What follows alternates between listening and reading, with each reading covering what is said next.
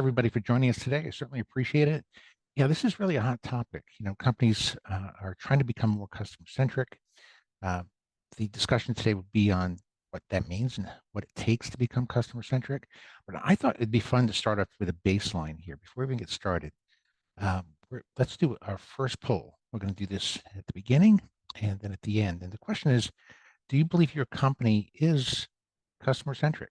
So before we even start, what's your perception of your company's standing? Is it customer centric? Is it not? And we've got a few answers. It's interesting. It's roughly 50-50 at the moment, exactly 50-50. And just another second, yes or no. Do you believe your company is customer centric?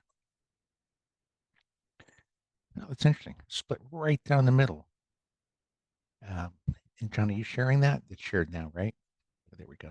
So 51% say yes, 49% say no. So that's interesting. Let's go further. And once I get through the presentation too, we'll get into some Q&A. So there'll be time to ask questions. I may have some as well. Okay, let's get rid of that. Well, the state of the state is that there's universal acknowledgement that customer centricity is important. I think everyone recognizes that. But from our view, very few companies are truly customer centric. Now, I say that because we have a definition of what truly customer-centric means. So we believe an organization is customer-centric when it has a very deep understanding of its customers, their needs, what segments they fall into, which needs are unmet, and how to create value for those customers. It's customer-centric when all the internal functions are aligned around the customer's priorities. So they're on the most efficient path to growth and not operating silos. Sales, marketing, development, R&D have a common understanding of what the customer's needs are and which are unmet. It's customer-centric when it consistently makes business decisions that drive the ongoing value towards customers.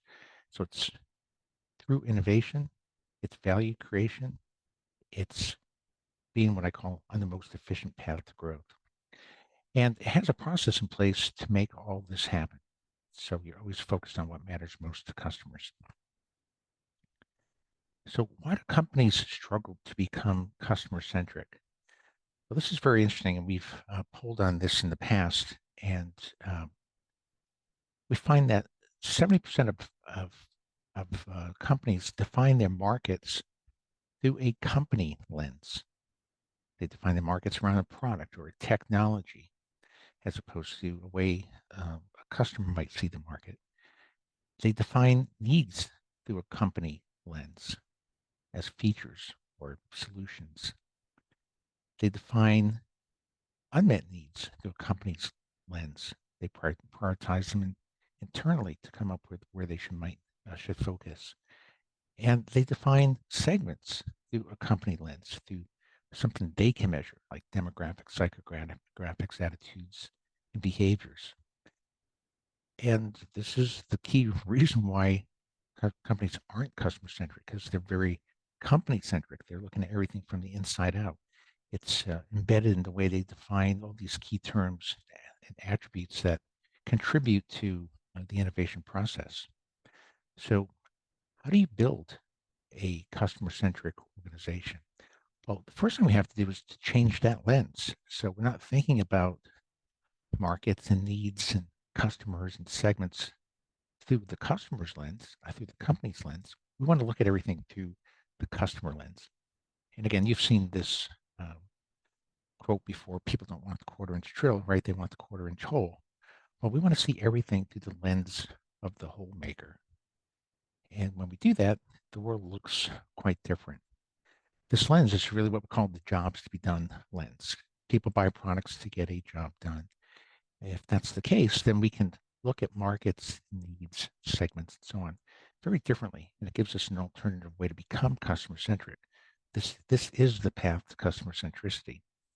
When we look through this lens, the first thing we see is why people buy products to begin with, which is to get jobs done. And a job can be really anything a group of people are trying to accomplish, something they're trying to avoid, something they're trying to achieve, goals that they try to accomplish, and so on. Once you take all this into consideration, what customer-centric really means is aligning the organization around helping customers get their jobs done better. It's getting everybody in the same direction and getting everybody in the right direction. And I like thinking about it that way because a lot of companies are in the same direction, but they're heading off a cliff, right? And that's the same direction, but not the right direction. Other companies could discover the right direction, but if they can't get everyone in uh, the same mindset, then they fail for that reason as well. They can't become customer centric. So it requires both: get in the right direction, get in the same direction.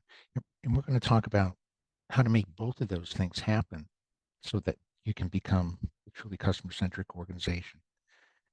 We mentioned up front that there's process required to make this happen. It's really embedded in the ODI process that we've created over the past 32 years.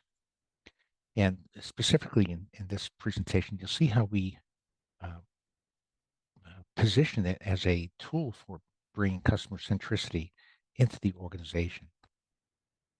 The process, as many of you know, is embedded in 5 key steps. The first is defining the markets through a jobs to be done lens. The next step is to understand customer needs through a jobs to be done lens. Now, these lenses are the customer's lens. Think of it like that. All of this is driving customer centricity into the way you define a market, the way you define needs, the way you define unmet needs, the way we segment the markets, and then, of course, the way we build a strategy. So the goal here is to align all your actions, your products, your services around what matters most to customers. So this also has many financial benefits, as you might imagine. You can increase your chances of creating winning products quite dramatically. You can reduce development expense and time to market as well. The way I like thinking about this approach makes agile development more agile because once you hit the development process, you're not iterating on your product. You already know you have a winning product before you get into the process. The approach has been battle tested over 3 decades across 1,500, I should update that, different growth strategies that we've created over the years. And we're confident it will work in your organization as well. So how does the process work? Well, let's start at the beginning. And we're going to define a market around the job to be done. Now, this is in contrast to the way markets are typically defined. And what I'd like you to do is think about how do you define your markets inside your organization? Is it around the product, the technology, the portfolio at category level, platform level, defined around solutions or use cases, personas, geographies or territories? And we've seen all these different terms used to define markets inside organizations. And many of them mean very different things, of course. So we want to be careful here. We know that people buy products to get a job done. So why not define a market as a group of people and the job they're trying to get done? Makes great sense. We can just talk about the group of people like interventional cardiologists who are trying to get a job done, like restore blood flow in an artery. How do they do that? With angioplasty balloons and stents. That's solution space. But what they're trying to get done is restore blood flow in an artery, which has been a job for decades. Cybersecurity manager trying to protect a website from cyber threats. Again, a group of people trying to get a job done. Parents passing on life lessons to children. Notice that each of these are laying out an action that the job executor is trying to take to achieve some goal or some objective. Consumers trying to manage day-to-day cash flow, or surgeons trying to remove anatomical structure. Again, these job statements are structured in a very specific way to denote action. It's it's like process language, if you will. We're defining the job as a process that the customer is trying to execute. And that's going to allow us to study that process through the customer's lens and understand how they measure success along each step of the way and how we can help them execute that job better. So we're defining a market in such a way that makes it the stable focal point for long-term value creation. Great for customer centricity. It's something that they believe, and it's not going to change over time. It's problem focused, independent of solutions, inclusive of all sources of competition. It's not just drills, it's anything that can create a quarter inch hole for that matter. It's distinct from any other market. It enables this deep understanding of customer needs, and it allows you to size markets and understand how to drive efficient growth. So this is how it begins. Let's get everyone on the same page, right direction, same direction on defining the market as a group of people and a job to be done. Step one. As we jump into the second step, we know what market we're serving. Now let's understand the customer's needs through the eyes of the customer, not through the eyes of the company, right? So we're not going to be talking about features and benefits. We're going to be talking about outcomes. And here again, I'd like you to think about, how do you currently define needs inside your organization? As exciters and delighters, pains and gains, value drivers, must-haves, table stakes, specifications, requirements, constraints. I've heard all these different terms used over the years to describe the key input into the innovation process, as if any of these inputs will give you a great result. But of course, that's not true of this process. It's not true of any process, right? You need an input that will satisfy all the downstream requirements for information so that you can use these insights to create solutions that customers will want. For that reason, we're not going to define needs as solutions, benefits, and requirements, and pains and gains, and so on. Since people buy products to get a job done, let's define needs as the measurable outcomes that people want to achieve as they go about and get that job done. And I like thinking about this as a process. And from a manufacturing background, which I come from, in the manufacturing space, on the manufacturing line, you're trying to get the job done faster. That's why there's automation. You're trying to get the job done without variability. That's why there's statistical process control. And you're trying to get the job done effectively with zero defects. And that's why there's Six Sigma thinking. These are all sciences that have been applied over the years to help get that job done better. But what we're doing here is we're using the same philosophy to say, people buying products to execute some process, let's understand how they measure success as they go about trying to get the job done faster, more predictably, with better output and throughput. And this has led us to this needs hierarchy that we've created over the years, where we lay out the high-level job to be done, which is the market. We can break it down to job steps, creating what we call a job map that you can learn more about in an article that we produced in HBR back in 2008 called Customer-Centered Innovation Map. John, maybe we could put that in the chat to help people find it a bit easier. And below each step, we have these measurable outcomes. This is why we call this outcome-driven innovation, because all the company's actions are going to be tied to solving and addressing these outcomes, especially the unmet outcomes, which we'll get to next. But as you see this, you can see the steps that surgeons are going through to remove an anatomical structure surgically, establishing initial access, gaining visual access to the structure, finding the pathway to the structure, navigating the barriers to get there, terminating the blood supply, and so on. Now, notice that we're not writing down what they're doing in solution space. We're writing down what they're trying to accomplish in problem space. So they may go about this in 20 different ways with 20 different solutions, but they're all trying to do the same thing, right? And that's what we're trying to get at. What are they trying to do, and how do they measure success along each step of the way? This makes this framework stable over a very long period of time. And take notice of these outcome statements too, like 25, minimize the time it takes to locate the vessels that are feeding the target structure. A very specific instruction coming from the customer, informing the innovator how to help them get the job done better. Right? This is something they're trying to achieve to save time. 28, minimize the likelihood that bleeding occurs when terminating the blood supply to the structure. That's something they're trying to avoid, looking to avoid the variability in the process. And as you go through all of these, you'll see that there's often 100 or more outcome statements for any given job. This is the level at which we operate in order to be customer-centric.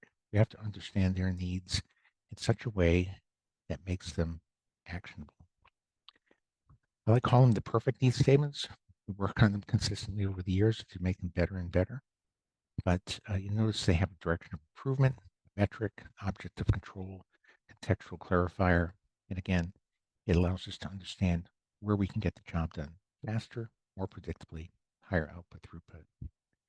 So what we're doing here is we're defining needs in such a way that makes them these instructions that, again, are coming from customers to inform innovators how to help them get the job done better. They're measurable, so we can measure our progress over time. They're actionable inputs that can be used by sales and marketing and development and R&D, so everyone can agree on what a need is, what the needs are. Stable over time, making this framework timeless.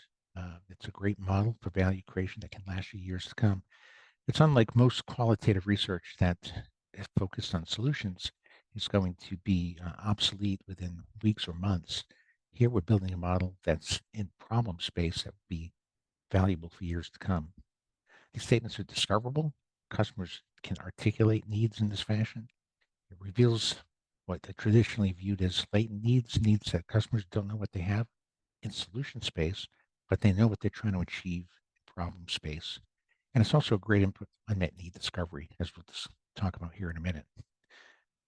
But this is the second step in becoming customer centric. We got teams agreeing now on what a market is and what a need is and what the customer's needs are. Right? This is a huge step forward in aligning teams around what value creation means. What I often see is that, of course, everyone in the organization is trying to create value for customers. It's just that people don't agree on what that means. They measure value differently, they perceive it differently. And what we're trying to do here is to create a framework that brings a customer-centric view to the organization. And now you can tie your actions to what the customer says is the most important outcome to focus on, which is our next step in the process. How do we figure out of all these outcomes where to focus to create the most value? Well, we're going to define an unmet need not as a missing feature, but as a measurable outcome that people want to achieve. And to achieve that goal, we conduct quantitative research. We take those 100 plus outcome statements, put them in a survey, and ask people to tell us the importance of each outcome and the level of satisfaction using the products they have today. And they tell us what those products are too, so we can evaluate satisfaction levels across different product types of different companies as well. But what we'd like to do with this data is plot it out what we call the opportunity landscape and determine which outcomes are most important, like this one here. 81% of the population is saying this is very or extremely important, yet only 30% are saying it's very or extremely satisfied, which gives us an opportunity score of 13.2 if you follow the algorithm that's in the subheader. So what we want to do is to take all those 100 plus outcomes and plot them on this graphic, and we can pretty quickly see where the market's underserved. These are important outcomes that are not well satisfied by existing solutions. Customers would like more value created in these areas. In other words, they'd like to get the job done better along these different dimensions. At the same time, it reveals where the market is overserved. So this is where customers are getting a product that may be costing more and providing value along a dimension that's really not critical to them. So this is a great area to focus on for cost reduction. And I like thinking about innovation like this as well. You're trying to get the job done better and more cheaply, ideally, for customers. And if you can do that, that's a dominant strategy, as we'll get to later. That always wins. You win over underserved customers, overserved customers. It's a great way to pursue a strategy in the market. This is what Ethicon had done with their harmonic scalpel back a number of years ago. But what I want you to focus on here is what it says in the middle. It grounded different players within the organization and made our views consistent. Right? It gave us clear targets for innovation. In other words, we could finally agree on what a need is, what the needs are, which needs are unmet. And once you have that agreement, it makes it very clear what you need to go do to create more value. And we hear this from many customers as we execute these projects for them.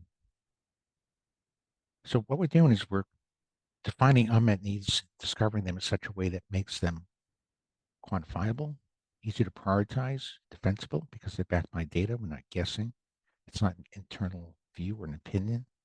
It's transparent to teams across the organization, actionable into a whole number of workflows that come up downstream, including market segmentation, which we cover next. So what we've done so far is we've moved from a place where people don't agree on a whole number of things to a place where people agree on what a market is, what a need is, what the needs are, which needs are unmet, and to what degree. Right now, you can see how this helps you become customer-centric because you're beginning to think and tie your actions to what matters most to customers. The next key step in the process is to recognize that not everybody is going to agree on which needs are unmet. There's always segments of customers, but we're not going to define segments around people with different demographics, psychographics, and so on. We're going to define segments as groups of people that have different unmet needs. And this is really the reason why segmentation has been a thing over the years anyway. We know customers don't agree on which needs are unmet. We know that there's segments of people with different unmet needs, but uh, companies often use uh, methods such as demographic, psychographic, attitudinal, behavioral, or combination of many things as proxies for finding segments of people with different unmet needs. Just because you have different demographics doesn't mean you have different needs. It's also true of psychographics, attitudes, and behaviors, which is why segmenting around those different variables often will lead you to target phantom segments that really don't exist from a different needs standpoint. So what we say is the best way to discover segments of people with different unmet needs is to segment around those unmet needs, which is exactly what we can do here because now the team agrees on what a need is, what the needs are, and which needs are unmet. It's a matter of running simple factor analysis, cluster analysis to produce segments of people that truly have different unmet needs. Here's an example. This was with dentists who uh, filling a cavity or repairing a tooth, restoration. And you can see there's three segments that exist when they execute this job. On the far left, 19% of respondents are overserved. And this is when they're working on patients that have healthy gums and require just a small filling. In that case, the current products are overserving the market. On the other extreme, we found that these people that had unhealthy gums and required a large filling. And in that situation, people tend to bleed more, which impacts visualization, makes it harder to keep the area dry, makes it harder to contour a larger filling in that scenario as well. So many of the outcomes are underserved. This, of course, will lend itself to a very different set of actions, right? In order to satisfy all three of these segments, you need different strategies. To satisfy that segment in the middle, you could pursue a sustaining strategy and just target these few outcomes that are slightly underserved and get the job done a little bit better and target that offering at 57% of the market. You could then target this segment over here with a disruptive solution by reducing the cost of your existing products and some of the function so that it still operate well within that environment, but cost less. And then invest in a solution that will get the job done better in the most difficult situation. So if you want to gain market share across all three segments, it require three very different strategies. And that's why the segmentation approach is so important. It's not like a one-size-fits-all solution would work to address all the customers in the market. And we see that over and over again through our work. This is a glaucoma diagnostic market, and you can see the vast difference between the key experts, key opinion leaders fall in that upper left segment, who don't really rely on the equipment to get the job done. But then there's 80% or 79% of the population that relies heavily on the equipment to get the job done. They're highly underserved. This is an all-terrain wheel all-terrain vehicle manufacturer who has 55% market share in this purple segment, 50% market share in this segment, and just about 0% market share in this segment. And it's because they didn't know this segment existed. It didn't follow their typical good, better, best scenario. They wanted uh, more power so they could traverse very difficult terrain, but they didn't want many of the other bells and whistles that typically went with more power. So they wanted more of something, less of something else in order to get the job done perfectly for them. It turned out to be a $150 million opportunity that that company hadn't seen because it hadn't segmented its markets around unmet needs. And this is what we did with Bosch to help them into the North American circular saw market. We helped them find a segment of the population that had 14 unmet needs, and they addressed all of those needs to help customers get the job done better. They won shelf space, they won market share in that space. So what we've done here is we've defined market segments in a way that makes them valid. They're truly groups of people with different unmet needs. That's what you would hope from your segmentation scheme. They represent 100% of the market, so you know how to build strategies for each. So it's actionable. Products can be targeted at the right segments using the right strategy. You can reach people through context and other characteristics. Again, it's defensible and backed by data, and it's hidden from competitors who use traditional segmentation methods. You won't discover these segments if you're segmenting around demographics, psychographics, attitudes, behaviors, and so on. So here we are, one step closer to being customer centric. We agree on what a market is, what a need is, what the needs are, which are unmet, and what segments of people exist with different unmet needs. Now we can begin to pursue our customer centric strategy. First, what we do is we select which segments and outcomes we want to target with our products to put us on the most efficient path to growth. And I love the slide here because this really summarizes in my mind what we're trying to do with all this analysis. We're trying to figure out what are the fewest number of actions you can take or the fewest number of needs you can satisfy that will have the greatest positive impact on the biggest customer population. We'll often see that in a market that there may be some needs that are unmet across 100% of the population after we segment around needs. We may find that there's needs that are underserved across multiple segments, and then there's needs that might be applicable to only one segment. From here, you can lay out what we call the most efficient path to growth, and you can start figuring out of all the opportunities, how to better position your current products, how to improve your existing products, how to fill gaps in the portfolio so you can get the entire job done, and how to make the right R&D, M&A, AI investments over the longer term to help get the job done perfectly. So we're creating uh, the view of understanding customer needs in the most efficient manner from a problem standpoint, and this converts them into solution space and builds out your roadmap. And what's nice about this is, like we said, it's measurable. So you can see the progress you're making over time. You can see how your product is moving satisfaction levels across key opportunities and outcomes. So eventually you can get the job done perfectly. And this doesn't take 2 or 3 years. This can take 2 or 3 decades of hard work to really systematically move all these in the right direction, make the right trade-offs, keep market share intact, and maintain your leadership. But by focusing on the customer's outcomes, it allows you to make this possible, put you on the most efficient path to growth. So this is the process for customer centricity. Define your market around the job to be done. Define your needs as the measurable outcomes they want to achieve. Your unmet needs is those that people struggle with. Your segments around needs, and then pull your strategy together. I like this quote here. We've brought science to the innovation process, but Clive Meanwell, the former CEO of the medicines company we worked with for a number of years, they sold their medicines company to Novartis a few years back for 41% premium.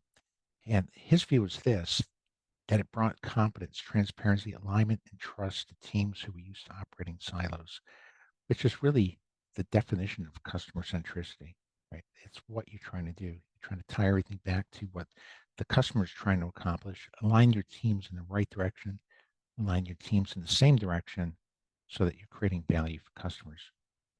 So this summarizes that. How do you build a customer-centric organization?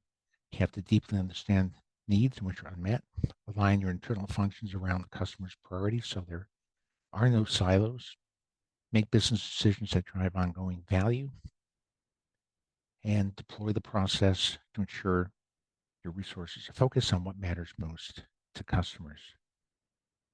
Now, with that, John, I wanted to introduce you back, and I wanted to get another poll here that asks the same question. Do you believe your your company is customer centric? Same question we asked before, but after offering a definition of what customer centricity is and what it means and how to get there, do you still believe your company is customer centric?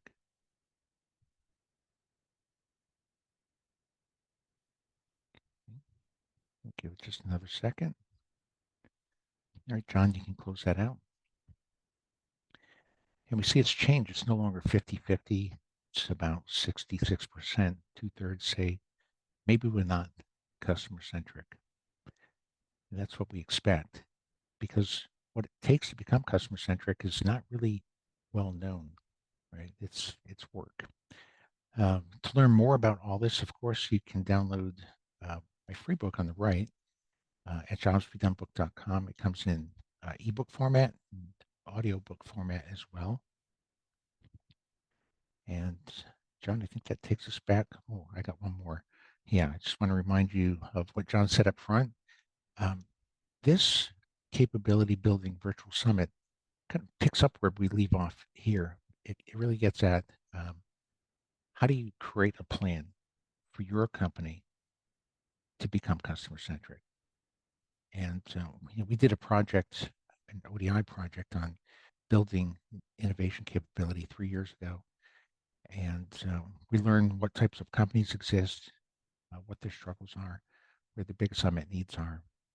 And we've got a plan for each segment, and we can help you build out your innovation capability depending on your unique situation. We're going to reveal all that and more. It should be very exciting. It's the first time we'll be making that information public. So hopefully we'll see many of you there. Excellent. John, with that, let's go to Q&A.